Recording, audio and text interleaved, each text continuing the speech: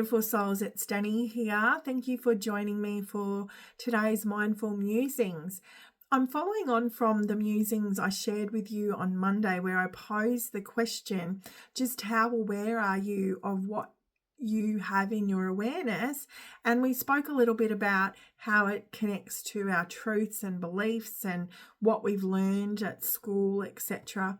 And I also mentioned in that video that having a high level of awareness is really important now as we step into unknown and uncertain times.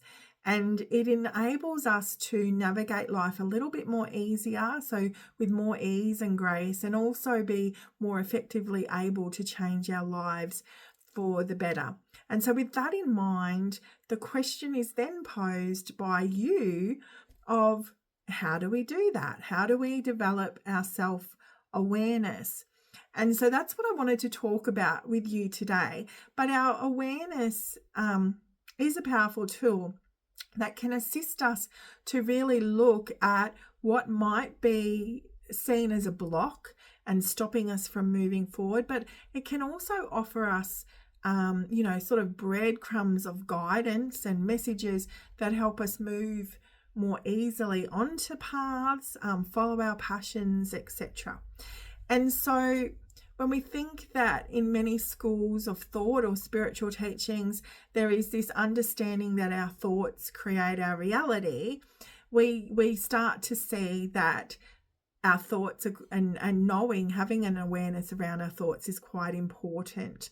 And having that awareness around our thoughts starts from us noticing them and what they are telling us. So what gets said in our heads is probably a good way to think of it. What is getting said in our head? And like many stories, they can be of fiction or they can be non-fiction. And so this is the same for the stories that our mind is telling us.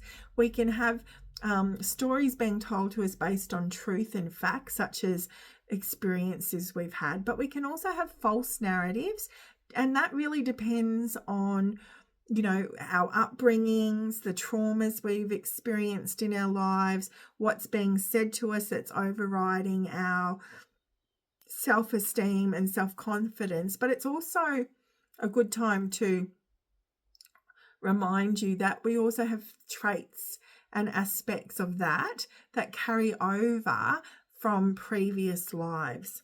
But by paying attention firstly to our thoughts, we start to develop a picture of where perhaps we have these false narratives running. And 95% of our lives is actually coming from our subconscious thought, not our conscious thought. So knowing that we've only got 5% that we're conscious to, we want to be really conscious to make up that 5%.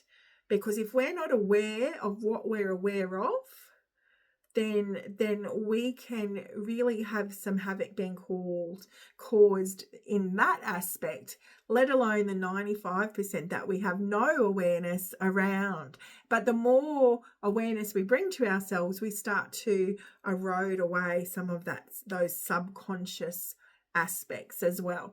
So when we notice our thoughts, it starts by just paying attention to any patterns, particularly to do with perhaps when we get certain emotions, because there's a strong correlation between our emotions and our thoughts. So by starting to look at when you feel a certain emotion, what are you thinking, or what caused that emotion? When you're noticing a change in your mood, or it could be things such as your curiosity is being piqued by something. So you want to learn and know more or understand something more deeply. It could be even paying attention to what you keep talking about, because often it's what we're constantly talking about that can give us clues. So if you are dwelling on aspects of the past, making judgments about people and situations, worried about the future, they're all giving us little keys to these aspects of our thought patterns. And in general, we probably find that we can be more pessimistic or more optimistic in our general outlook on life. And these are all giving us clues to that understanding. When we recognize that we have a tendency to be, placing expectation and judgment around things, or having those more negative aspects, it's really key to be transforming them, releasing anything that's not serving us, because it is these thoughts that can keep us stuck, keep us from wanting to step out of our comfort zones, etc., and we feel like we are going nowhere. And the least amount of awareness we have, like when we don't have much self-awareness, that's when these that sense of frustration, disappointment through expectation all start to plague our energy and our lives. So noticing your thoughts, I really urge you to be paying attention over the week and fortnight to come as to what you are recognizing in terms of those patterns, and whether you're optimistic, pessimistic, etc.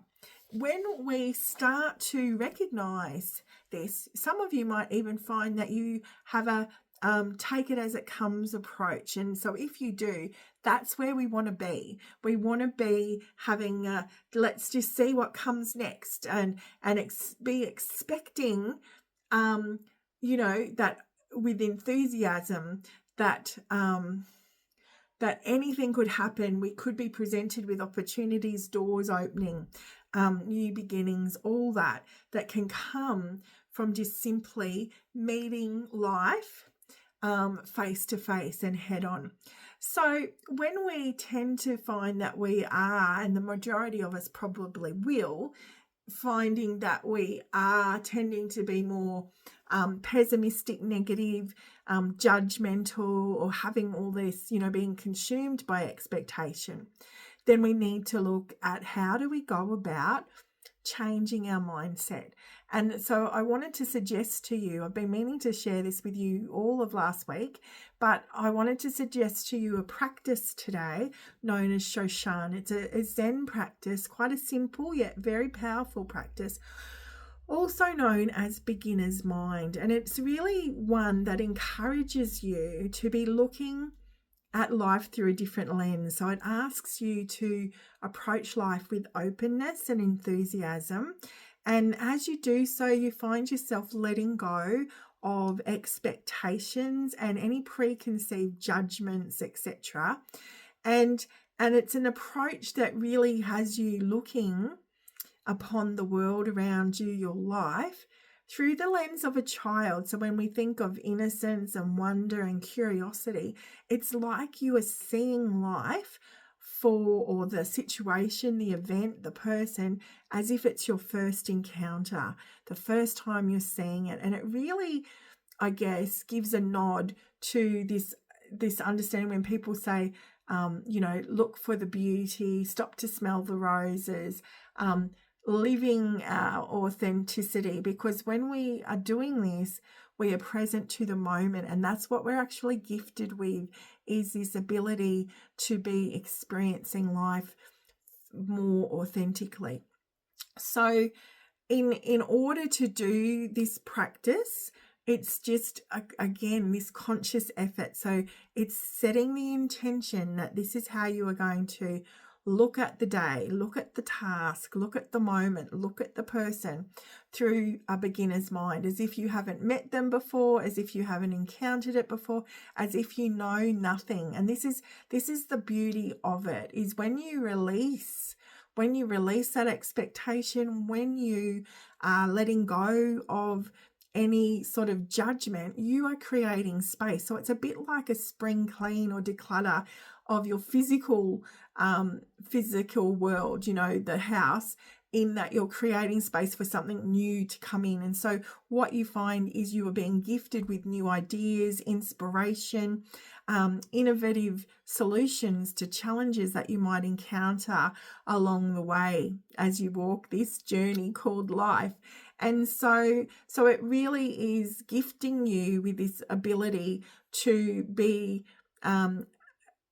getting inspired, and it's making you recognize that you don't know everything. Because when we think about how many times, and so I'm asking this question, how many times have you worked yourself up over a particular situation only to see it turn out nothing like you expected?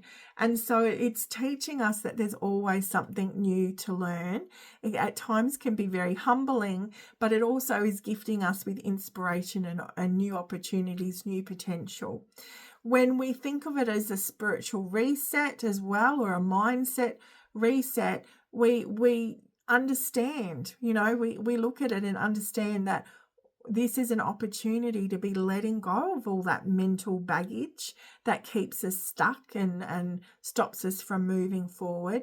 But at the same time, it's gifting us authenticity. It's gifting us being able to look at life through a much clearer, a much more open and loving lens. And so today, I just wanted to touch on that, to just be paying attention to your thoughts, seeing what you need to really look at, identifying, perhaps what needs to be released in terms of those thoughts, and look at ways that you can be shifting your mindset, such as through the practice of Shoshan, or beginner's mind. So from my heart to yours, luminous blessings, everybody.